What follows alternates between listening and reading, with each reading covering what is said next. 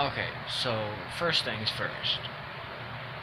These people about equestrians that use bits and spurs, don't make them wrong. That's first. And second, I've seen people, actually a lot of people that ride in hackamores that abuse horses because they don't know how to ride. It's not what tact the horse rider uses or how harsh he is with the horse. It's how he rides, honestly. Not the tack and everything like that, but it's how he rides. Now, I've seen English riders that say, oh, you're not supposed to ride in bits, oh, you're not supposed to ride in spurs. But then they use whips.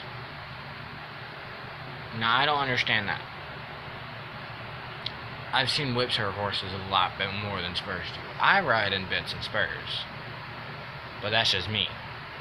That's what I feel comfortable in. That's what makes my horse listen.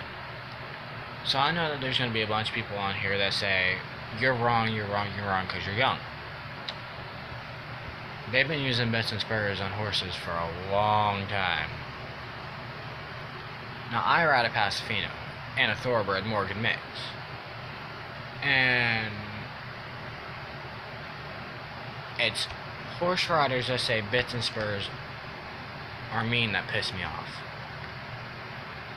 Because not every bit and spur can hurt a horse. I've seen ball spurs that legit don't even do nothing to horses. And then again, I've seen horse riders that ride with whips that legit leave marks on horses. So all these people that say, oh, don't ride in bits and spurs, just use the whip. I'm like, nigga, what? Like, that's not how it's supposed to be. And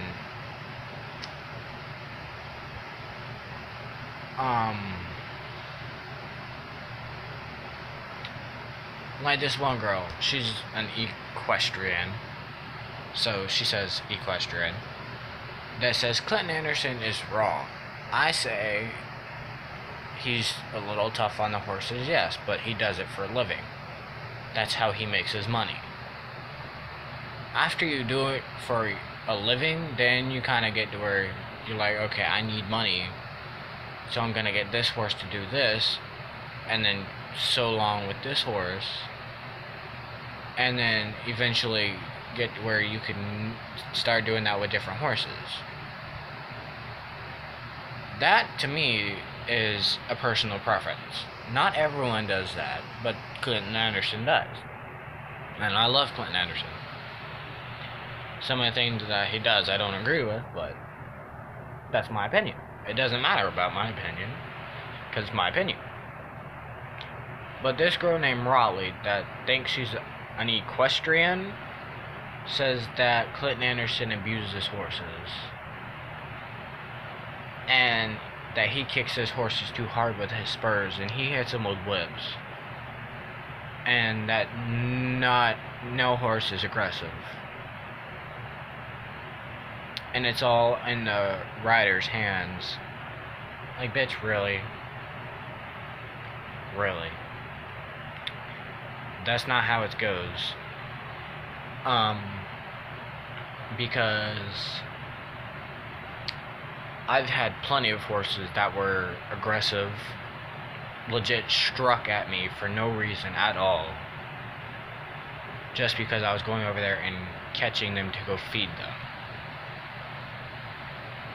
And I don't even abuse my horses. If my horses go to rear up on me or something like that, then I'll discipline them. But all the tree huggers out there are like, oh, you can't do this with a horse. Oh, you shouldn't ride a horse in this. Oh, you shouldn't even ride a horse at all. Honey, they've been riding horses for a lot longer than you've been alive. My grandfather was a ranch farmer, and he rode horses for a living. I have horse riding in my blood, basically. And, that girl Raleigh just pissed me off. because she says, no, she switches between Western and English. I've tried English. I don't like it. I stick with Western. But I've seen plenty of English people, actually, a lot of English people that use hackamores that legit bend their horses' necks or their chins down to their chest, and I don't like that. I figure it's better to have a horse that's more free to move its head than to keep its head bent. Like with my Pasifino, yeah, she has a curve to it, but like she doesn't like bend it all the way back. Same with my barrel horse, because I'm a barrel racer and joyrider.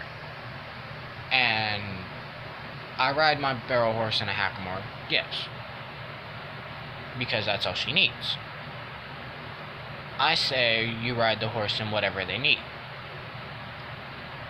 With my Pasifino, my barrel horse, if I kick them with no spurs on and they don't go, and I try working with them on getting them to move, and it still doesn't work, I'm not going to beat them with a whip. I'm going to put a little oomph behind my heels to get them to move. Now, sometimes I've seen people use too sharp of a spur on horses, but that's their preference. That's what they use to get their horses to listen.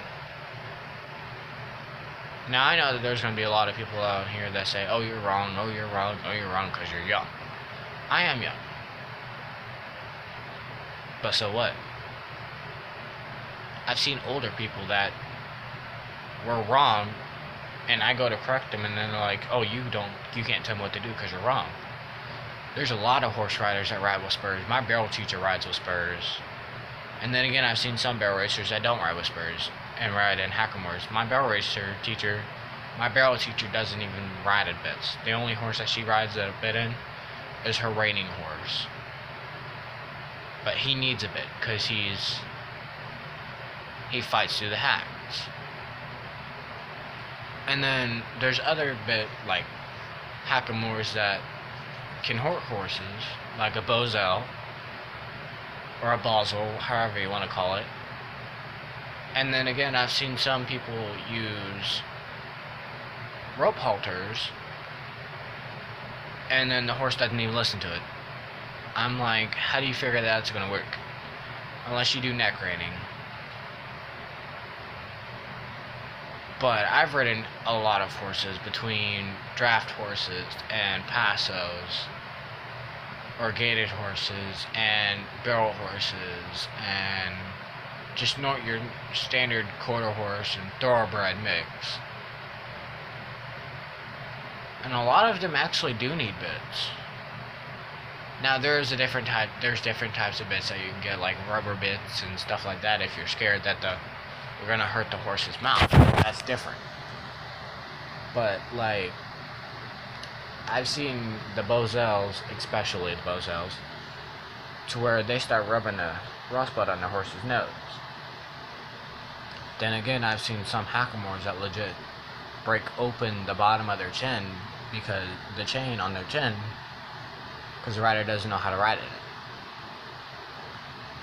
Now, if you do put the hackamore too low on the nose of the horse and you pull back, it can break the nose. But then again, I've seen bits where they had them up too high, and then when they hit the roof of the mouth, the horse rears up and goes backwards. So it's not just every bit that you ride in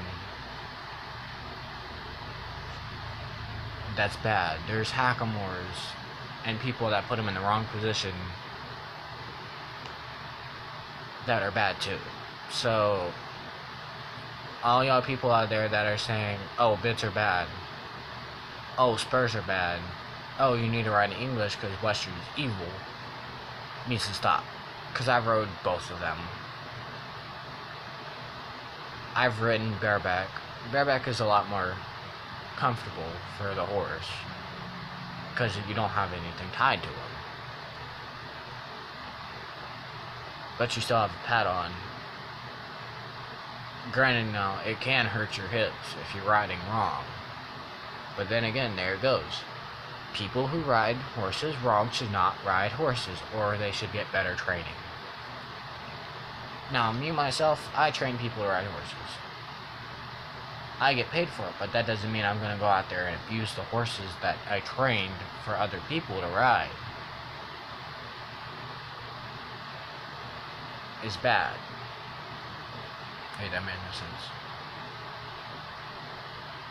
Yeah, the way I train them is bad. It's not.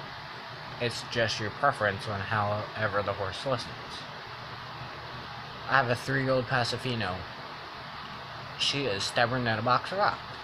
She pushes through hackamores. She hates a hackamore. I've tried fleece hackamores, I've tried S hackamores, I've tried Bozels. And then I've tried the little hackamores that are circular with the freaking pull thing on it. She hates them. She does not like any pressure on her nose because her nose is sensitive. I've ridden her in a rope halter. She pushes right through it. She doesn't even pay attention to it. So the only way I can get her to listen without me getting her on her back is by me riding in a bit. Now granted, there is different types of bits, which I have 2 bits so far. I'm getting more. And here's my spurs, actually. I ride in these spurs.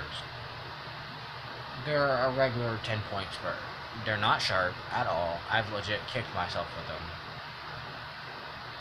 They don't hurt. Then again, I've seen smaller spurs with less points hurt horses. Then again, I've seen really big rouses with a lot more points that were dull that didn't hurt horses. So it basically spreads out the pressure of the horse. Like the little bitty sharp English spurs that are like this long. I've legit seen them stick inside horses and then the rider have to pull their leg out of the horse. Now that's abuse. Whips are abuse. If you hit the horse while you're riding and you want it to go faster with a whip, that's abuse. Me popping a whip off my horse isn't abuse. It's just a well-trained horse.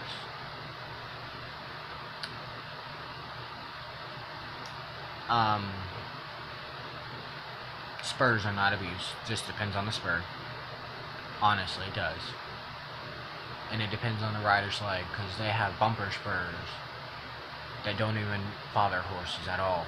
I've had bumper spurs to where I used to always wear bumper spurs until my horse got numb in the sides because she just didn't listen to it anymore. She doesn't even listen to my heels anymore because she got so used to it that she just didn't want to listen. And there's just so many people out there that give equestrians bad names. Not all equestrians are bad, honey. Not all of them are bad.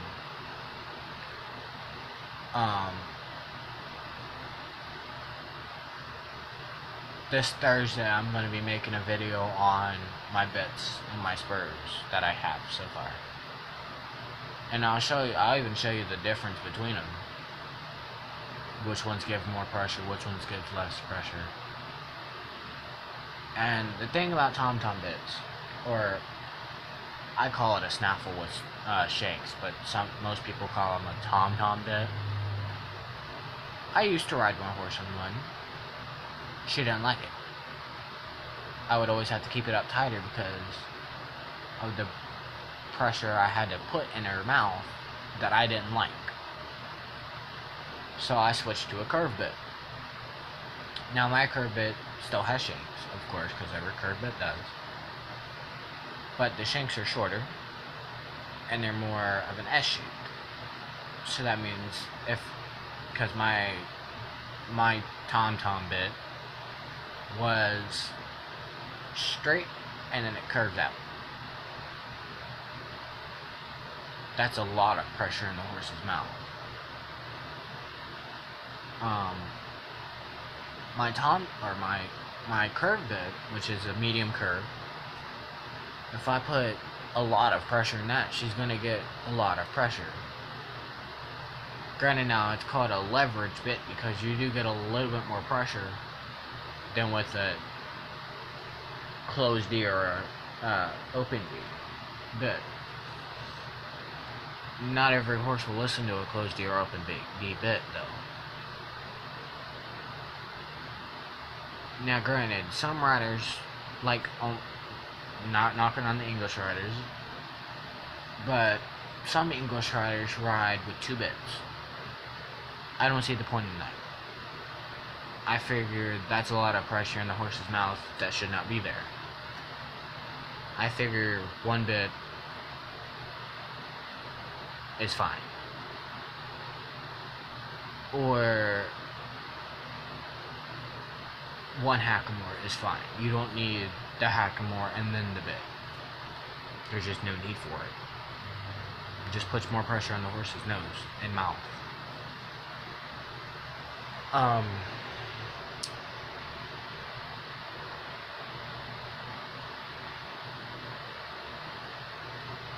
My horse is so well trained that I can legit just put my Chihuahua on her back and she just walks around with him. I've had my 4-year-old niece and my 3-year-old and 2-year-old nieces get on her and legit ride her around with my curve bit in, with her little spurs, because she rides with spurs, because my horse doesn't listen without spurs. But that's her preference and my preference. So I don't want to hear any comments about people saying, oh, you ride in spurs, oh, you ride in a bit, oh, you're abusive to your horse. Because I treat my horse like she's my daughter. And I'm getting tired of people saying, oh, you're abusive to your horse. When all in all, I'm actually not. Now, I will get into her a little bit when she's trying to run off with me, or she's not backing up like I asked her to. I will bump her with my spurs a little bit to get her to, fully back up. But most of the time, I just use my spurs for either asking her to walk forward, or I just use my leg, or like my calves, or I use my spurs to turn. And then people saying, oh, it's abusive to ride a horse on a road. To a point. Because I know a lot of poor people that legit cannot get their horse's feet trimmed. That can barely afford to get food for their horse. And me, since I'm not as wealthy as other people, I walk my horse and trot my horse on the roads. But it also trims up their feet a little bit. Kind of works as a file. Now, I know that there's scientific proof that bits are bad and hackamores are better. But it's actually really good to ride your horse with just a rope around her neck, honestly. Because I can do that with my Paso, but I can't do that with my barrel horse. Because I haven't taught her that yet. But then again, there's people out there that say, oh, that can cut into their neck, oh, this can do that, oh, this can do that. And it just depends on the rider. And then there's also people that say, oh, you can't ride a horse with a chain, or walk a horse with a chain around their chin or around their nose, because that's abusive. Honey, what? No, that's not abusive. People sticking knives, which I have seen that before, or heavy weights that are like this big on their freaking horse's feet. Or putting gasoline on their feet. That's wrong. But chain around the horse's chin, that's just another way to get your horse to listen. Because horses are like people. They have good days and then they have bad days. And then this girl, Raleigh, she says, oh, horses don't never have bad days. They're always good. Girl, what are you talking about? She just makes me, like, furious. So, that's all I'm gonna talk about today. I'll make another video either Thursday or Friday on my bits and my spurs that I have currently.